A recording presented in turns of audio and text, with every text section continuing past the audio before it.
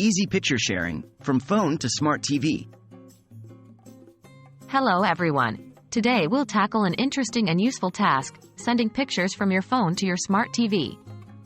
It's a convenient way to share photos with family and friends, or just enjoy them on a bigger screen.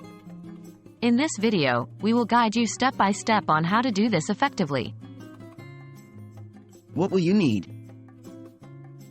Before we start, let's list the things you'll need. 1. A smart TV connected to your home network. 2. A smartphone, either Android or iOS, also connected to the same network. 3. Depending on the method, you might need a specific app installed on both your phone and smart TV. Using built-in features, DLNA and AirPlay. Many smart TVs have built-in features that allow you to share media from your phone. For Android devices, you might use the DLNA, Digital Living Network Alliance, standard. Check if your phone and TV support this. Usually it's as simple as selecting a photo and tapping Share or Cast.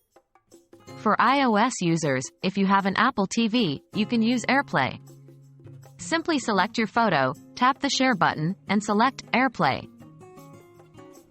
Using dedicated apps.